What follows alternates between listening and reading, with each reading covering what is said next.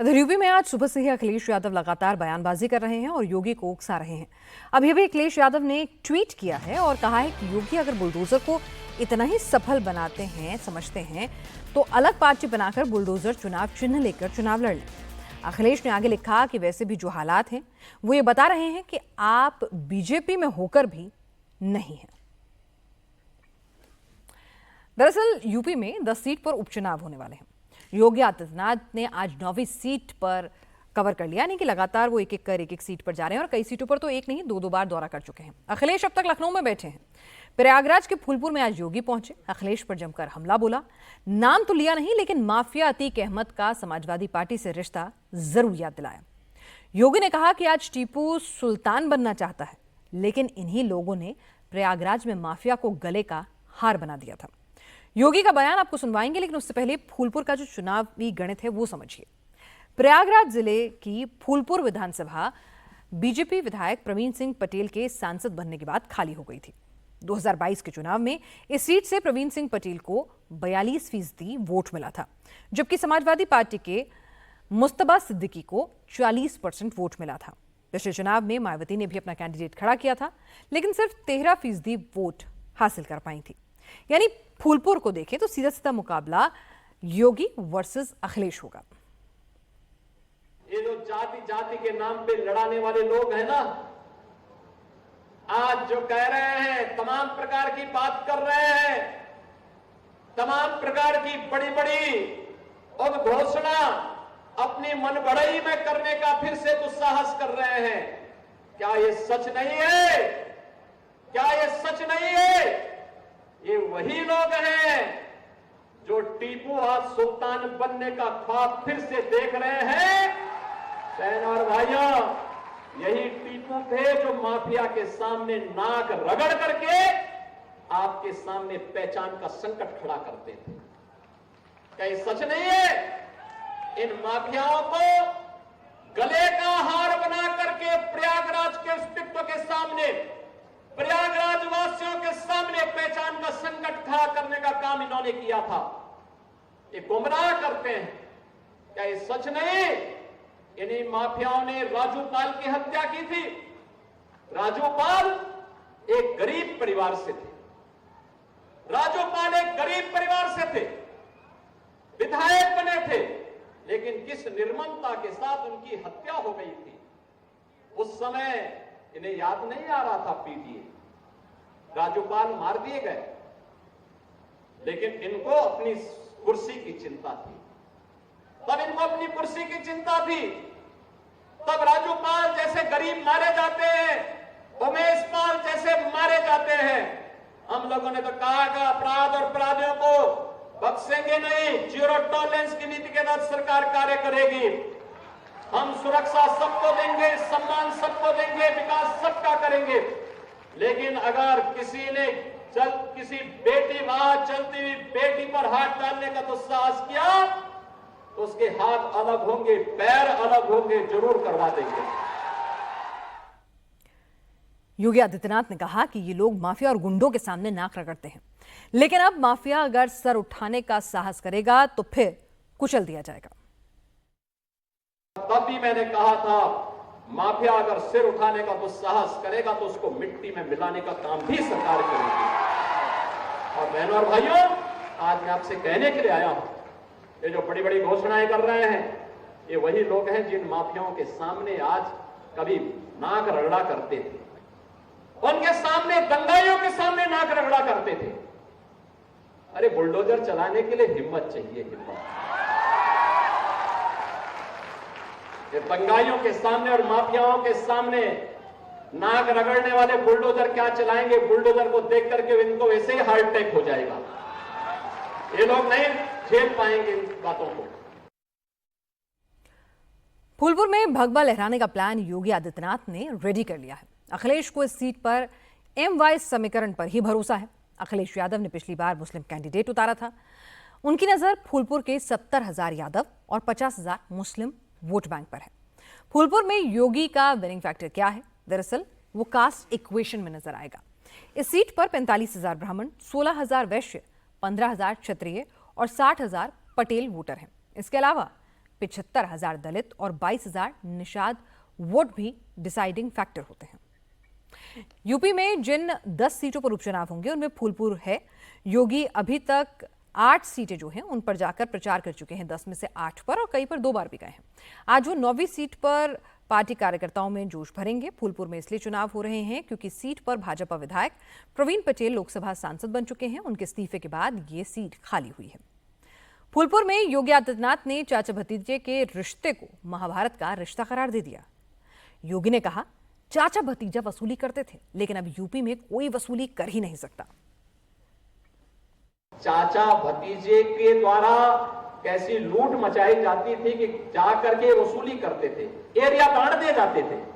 किधर चाचा जाएगा, कहीं कहां भतीजा जाएगा, कहां पर दूसरा भतीजा जाएगा, कहां पर, ये सब महाभारत के रिश्ते एक साथ टूट पड़ते थे। अलग अलग जनपद और कमिश्नरी बांट दी जाती थी, वसूली करते थे, और बाद में जब वसूली में कम और ज्यादा होता था तो चाचा को धक्का देकर बाहर कर दिया जाता था।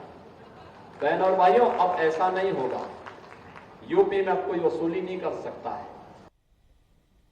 यूपी में बुलडोजर एक्शन पर जमकर राजनीति हो रही है। लखनऊ से फूलपुर तक योगी आदित्यनाथ बुलडोजर की बात कर रहे हैं। फूलपुर से पहले लखनऊ में भी योगी ने कहा कि बुलडोजर पर हर आदमी का हाथ फिट नहीं हो सकता, इसके लिए आपको दिल और दिमाग होना चाहिए। जिसके बाद बुलडोजर जैसी क्षमता है वही इसे इस्तेमाल भी कर सकता है। प्रदेश के शांतिपूर्ण और सौहार्दपूर्ण माहौल को आपस में ही लड़ाने का काम किया। पहले जाति जाति को लड़ाया, फिर वर्ग, मत और मजहबों को आपस में ही भिड़ाने का काम किया। महीनों दंगों की आग में झुलसता रहा उत्तर प्रदेश। तो उत्तर प्रदेश जब शांति और सौहार्द नहीं रहेगा, कोई निवेश क्यों करेगा? विकास कैसे हो पाएगा? पहचान का संकट खड़ा होगा, हर तबके का व्यक्ति तबाह होगा।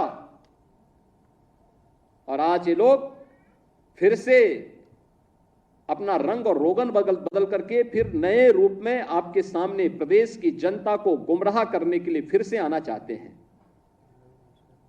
बुलडोजर पे हर एक व्यक्ति के हाथ नहीं फिट हो सकते। इसके लिए दिल और दिमाग दोनों चाहिए। दिल और दिमाग दोनों चाहिए। बुलडोजर जैसी क्षमता और दृढ़ प्रतिज्ञा जिसमें हो वही बुलडोजर चला सकता है। दंगाइयों के सामने नाक रगड़ने वाले लोग बुलडोजर के सामने वैसे ही पस्त हो जाएंगे। और इसीलिए मैं आप सबसे कहना चाहता हूं कि प्रदेश सरकार ने जो प्रक्रिया अपनाई है पारदर्शी तरीके से, अपेक्षा भी हम यही रखते हैं। जनता से जुड़े हुए कोई भी कार्य, कोई देर नहीं होनी चाहिए।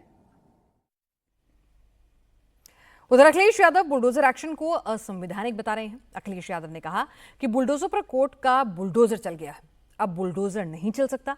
अखिलेश ने पूछा कि क्या सीएम हाउस का नक्शा पास है? जहां तक बुलडोजर का सवाल है, सोचो कैसा न्यायालय का बुलडोजर चला, क्या बुलडोजर नहीं चल सकता? जो लोग बुलडोजर लेकर के डराते थे, जगह जगह लोगों के घर गिराते थे, क्या मुख्यमंत्री आवास का नक्शा पास है? अगर नक्शा ही सवाल है तो सरकार ये बताए क्या मुख्यमंत्री आवास का नक्शा पास है? जिनसे आपको बदला लेना था, नीचा दिखाना था और अपनी सरकार की ताकत पर, अहंकार पर आपने जानबूझ करके बुलडोजर चलाए, जिसका परिणाम यह है कि हाई कोर्ट से लेकर के सुप्रीम कोर्ट ये कह सकता है कि बुलडोजर संवैधानिक नहीं है, अनकॉन्स्टिट्यूशनल चीज है। और जहां तक दिल और दिमाग, हमारे पत्रकार साथी आपको सबको पता है, ये कोई पहली बार बात नहीं मैं कह रहा हूं, और फिर कहता हूं, बुलडोजर में दिमाग नहीं होता है, स्टीयरिंग होता है उसमें। स्टीयरिंग से चलता है बुलडोजर। उत्तर प्रदेश की जनता कब किसका स्टीयरिंग बदल दे, या दिल्ली वाले कब किसका स्टीयरिंग बदल दें? बुलडोजर जो है, जिनके लिए बुलडोजर बल व नाइंसाफी का प्रतीक है, मैं उन्हीं को बुलडोजर की मुबारकबाद देना चाहता हूं। देखिए मुख्यमंत्री जी न खुद सोते हैं चैन से इधर परिणाम के बाद, और न किसी अधिकारी को सोने दे रहे हैं। और फिर जहां तक माफियाओं की बात है, पुराने रिकॉर्ड उठा करके देख लीजिए, किसी और को भी माफिया कहा जाता था। जो बात ये कहते हैं कि 2017 के पहले प्रदेश में लूट थी, यही तो कहते हैं। अभी जो बयान आ रहा है कि 2017 से पहले लूट थी, क्या उस समय भी मुख्यमंत्री जी शामिल थे उस लूट में? ये मौका मिला है कि जितनी भी एलडीए की इलीगल बिल्डिंग है, आप क्यों नहीं बुलडोजर चला रहे हो वहां पर? आप अकबर नगर में तो बुलडोजर चला रहे हैं, आप नाले पर रिवर फ्रंट बनाने के लिए तो चला रहे हैं, लेकिन जब आपका बुलडोजर आगे चलता है तो क्या कारण है कि बुलडोजर का डीजल या पेट्रोल खत्म हो जाता है? अखिलेश बुलडोजर एक्शन पर सवाल उठा रहे हैं। उधर योगी ने बहराइच के आदमखोर भेड़ियों से चाचा भतीजे की तुलना कर डाली। योगी ने कहा कि आज जिस तरह आदमखोर भेड़िए उत्पात मचा रहे हैं, 2017 में उसी तरह चाचा भतीजे की जोड़ी ने तबाही मचाई थी। क्यों नहीं इनको नियुक्ति पत्र मिलती थी? कारण था नियत साफ नहीं थी। चाचा और भतीजे में होड़ लगती थी वसूली को लेकर के, कौन कितना वसूल कर ले। एरिया बटे हुए थे। मैं देख रहा हूं ना इस समय कुछ आदमखोर भेड़िया प्रदेश के अंदर अलग अलग जनपदों में उत्पात मचा रहे हैं, और कमोबेश यही स्थिति 2017 के पहले प्रदेश की थी। ये लोग उस समय कितनी तबाही मचाए हुए थे, किसी से छुपा हुआ नहीं है। और इनके भी एरिया बटे हुए थे वसूली के, कहीं चाचा कहीं भतीजे। महाभारत के सारे रिश्ते थे, सारे रिश्ते फेल हो जाएगा। महाभारत का दूसरा दृश्य वहां देखने को मिलता था, और वही दृश्य उस समय भी देखने को मिलता था। बहन और भाइयों, मैं तो केवल आपसे एक ही बात कहूंगा, ये जो लोग बोलते हैं इनको अवसर दिया गया था, जब उन्होंने नहीं किया है और जब इन्हें अवसर मिला है कि वो लूट खसोट किए हैं,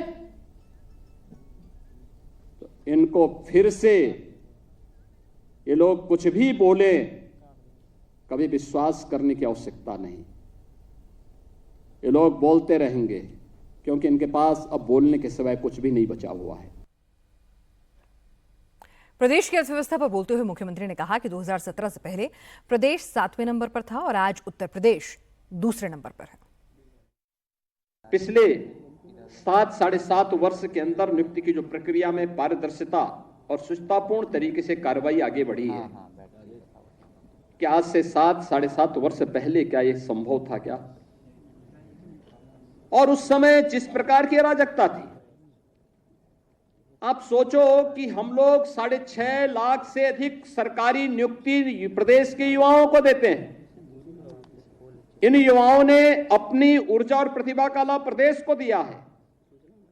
आज जब हमारे पास मैन पावर की कमी पूरी हुई, तो यही प्रदेश जो देश के विकास का बैरियर माना जाता था, आज सरपट तरीके से दौड़ता हुआ दिखाई दे रहा है। और यही प्रदेश जो बैरियर था, आज देश के विकास का ग्रोथ इंजन बना है। यही प्रदेश ग्रोथ इंजन बनकर के उभरा है। आज से 7.5 वर्ष पहले यह प्रदेश देश की 7वीं बड़ी अर्थव्यवस्था के रूप में जाना जाता था, कि अर्थव्यवस्था में 7वें नंबर पर थे। आज यही प्रदेश नंबर 2 की अर्थव्यवस्था बन चुका है। और मेरा यह मानना है कि नियुक्ति की प्रक्रिया जितनी पारदर्शी होगी और जितनी निष्ठा और ईमानदारी के साथ नियुक्ति हो रही है, उसी निष्ठा और ईमानदारी के साथ अगर हर कार्मिक कार्य करने लग जाएगा, तो अगले 3 से 4 वर्ष में उत्तर प्रदेश देश की नंबर 1 की अर्थव्यवस्था होगा।